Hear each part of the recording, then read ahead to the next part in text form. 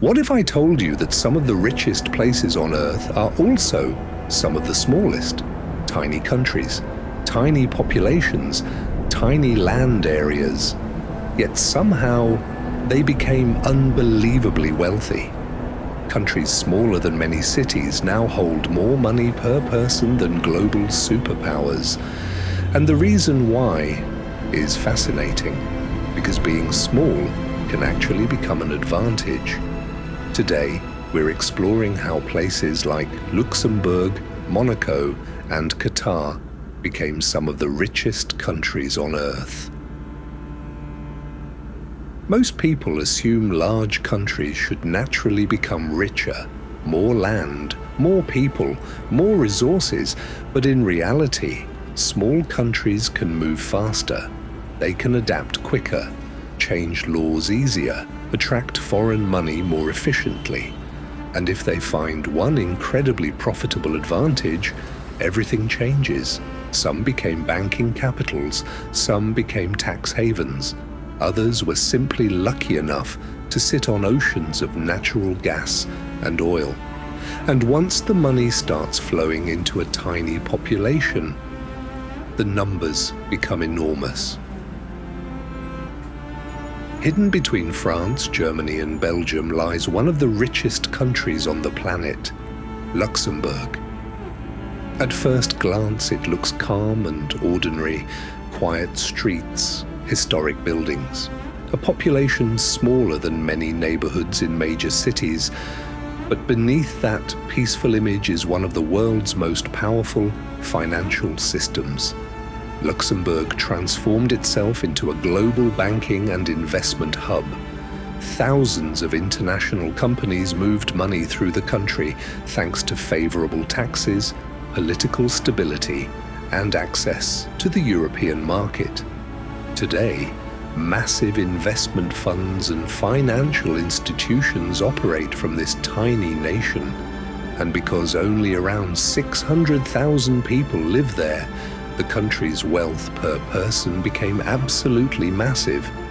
Luxembourg proved something important. You don't need a huge population to become rich. You just need the world's money flowing through your borders. Then there's Monaco, a country so small you could walk across it in under an hour. Yet it became a playground for billionaires. Why? Taxes. Monaco famously has no personal income tax for most residents. That alone attracted wealthy people from around the world, millionaires, celebrities, athletes, business owners, and when the ultra-rich move somewhere, they bring their money with them. Luxury apartments exploded in value, yachts filled the harbor. Designer stores, casinos, and five-star hotels transformed Monaco into one of the most expensive places on Earth. The country essentially built an economy around wealth itself. Everything there caters to the rich, and because Monaco is incredibly small, every square meter became priceless. But wealth doesn't always come from finance or luxury. Sometimes it comes from what lies underground. Qatar sits on one of the largest natural gas reserves on Earth. For decades, energy exports generated enormous amounts of money for the country. And with a relatively small population, that wealth became concentrated extremely quickly. Modern skyscrapers rose from the desert. Entire cities expanded almost overnight. Massive infrastructure projects transformed the country into a global business and travel hub. Qatar invested billions into airlines, real estate, sports, and international influence. Even hosting the FIFA World Cup became part of its strategy to position itself on the world stage.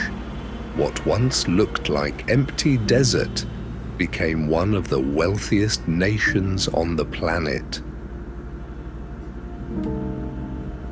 So, what do these countries all have in common? They found one strategic advantage and maximized it. Luxembourg mastered finance, Monaco mastered luxury, Qatar mastered energy. And because their populations remained relatively small, their wealth per person skyrocketed. But there's another important lesson here. Geography still matters a lot. Being located near powerful economies, having access to trade routes, or sitting on valuable natural resources can completely change a country's future. Sometimes one small advantage is enough to reshape an entire nation. So, next time you look at a map, don't underestimate the tiny countries, because some of the smallest places on Earth quietly became richer than almost everyone else. And in today's world, size isn't always power. Sometimes strategy is.